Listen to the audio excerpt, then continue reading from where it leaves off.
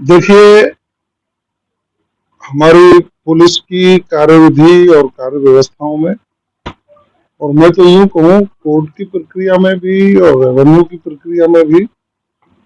बहुत दिनों से हम देखते आ रहे हैं कि उर्दू और फारसी भाषा के शब्दों का प्रयोग किया गया है। चूंकि मैं गृह राज्य मंत्री हूँ, मेरी कई पुलिस अधिकारियों से बात हुई, राजस्थान भर के मैं दौरे पर गया, तो हमारे जो पुलिस अधिकारी हैं या अनुसंधान करने वाले अधिकारी हैं, सब लोगों ने मेरे को ये कहा कि हम जब किसी पत्रावली को लिखते हैं या पत्राचार करते हैं,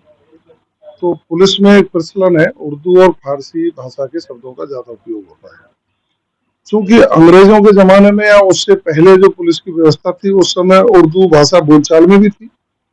और स्कूलों में भी शायद पढ़ाती जाती रही होगी, मुझे कोई ज्यादा ध्यान नहीं है।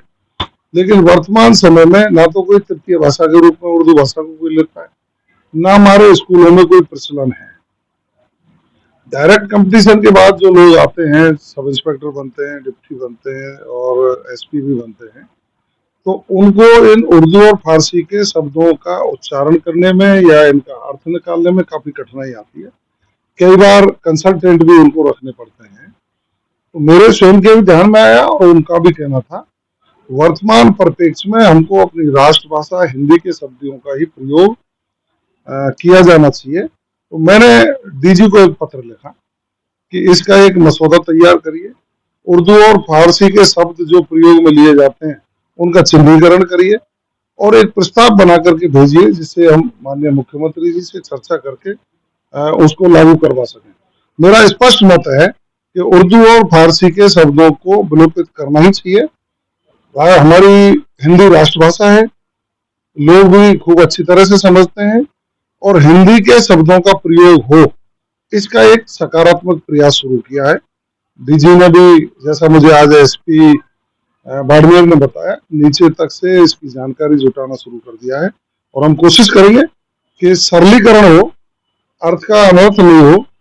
और सरलीकरण के आधार पर जो शब्द जनता के आसानी से समझ में आ जाए और हमारे अधिकारियों का आसानी से समझ में आ जाए, उन शब्दों का, हिंदी के शब्दों का प्रयोग हम करने के लिए प्रयास करें। सर, जिस तरह से हाल ही में जोधपुर में एक अतिक्रमण हटाने की घटना को लेकर पुलिस पे जो पथराव हुआ, पुलिस सुरक्षा काफी, क्योंकि अतिक्रमण मूल काम हटाना जो है पुलिस का नहीं है, वो सिर्फ सहयोग के लिए जाती है और फिर इस तरह का उनके ऊपर हमला होता है। उनकी सुरक्षा के लिए क्या कुछ देखिए, हमने पुलिस का मनोबल मजबूत करने का काम किया है। कांग्रेस के राज में पुलिस को पंगु कर दिया था, अपराधियों का एक तरह से राज था, जंगल राज स्थापित हो गया था, राजस्थान रेगिस्तान की ओर चला गया था, महिला अपराधों में भारी वृद्धि हुई थी, पेपर लीग माफिया हावी था, और जिस तरह से राजस्थान में भयावह स्थिति कांग्रेस के राज में थी, अब 1.5 वर्षों में प्रदेश के मुख्यमंत्री आदरणीय भजनलाल शर्मा जी के नेतृत्व में अपराध के ग्राफ में भारी कमी हमें देखने को मिली है। मैं सुबह जब बाड़मेर में पुलिस अधिकारियों के साथ चर्चा कर रहा था, उन्होंने बताया 30% से ज्यादा अपराधों में कमी आई सभी प्रकार के। और पूरे राजस्थान में हम देखें तो पूरे राजस्थान में जो गंभीर प्रकृति के अपराध थे, मादक पदार्थ तस्करी माफिया था, संगठित अपराध करने वाले लोग थे और गंभीर अपराध करने वाले लोग थे, निश्चित रूप से भयभीत हैं। पुलिस हमारी मजबूती से काम कर रही है। ऐसी कहीं कोई एकाध घटना जब नजर में आती है तो निश्चित रूप से अपराध करने वाला कोई भी व्यक्ति हो, उनके खिलाफ हम सख्त कार्रवाई करने का काम। सर, एक सवाल, सर, गुर्जर आंदोलन की गूंज सुनाई दे रही है, महापंचायत हुई, मसौदा पढ़ा गया, लेकिन 2 पार्ट देखने को मिले, कुछ लोग विरोध करने लगे, 29 तारीख को फिर से बुलाया गया है, क्या कहेंगे इस पर? देखिए, प्रदेश के मुख्यमंत्री संवेदनशील हैं, किसी भी समाज, किसी भी वर्ग की बात हो, सबको बातचीत के जरिए समाधान और विधि सम्मत समाधान करने का हमेशा प्रयास करते हैं। गुर्जर समाज के लोगों ने भी अपनी जब बात रखी तो माननीय मुख्यमंत्री जी ने संज्ञान लिया। मैं स्वयं क्षेत्र में गया, लोगों से चर्चा करी, नेताओं से बात करी, आरक्षण संघर्ष समिति से भी बात करी और मैंने कहा, माननीय मुख्यमंत्री जी जब बात करके विधि सम्मत समाधान की बात कर रहे हैं तो हम लोगों को बिना वजह परेशान नहीं कर रहे। लोगों की समझ में भी आई, माननीय मुख्यमंत्री जी ने बड़े ढंग से उसको हैंडल भी किया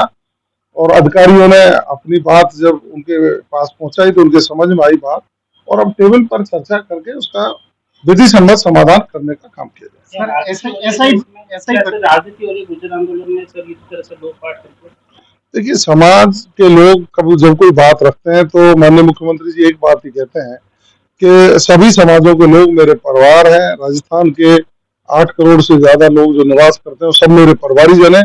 जिस समाज की, जिस वर्ग की कोई भी समस्या होंगी, कोई विसंगतियां होंगी, तो उनको टेबल पर चर्चा करके विधि सम्मत रूप से निदान करने का काम किया जाएगा।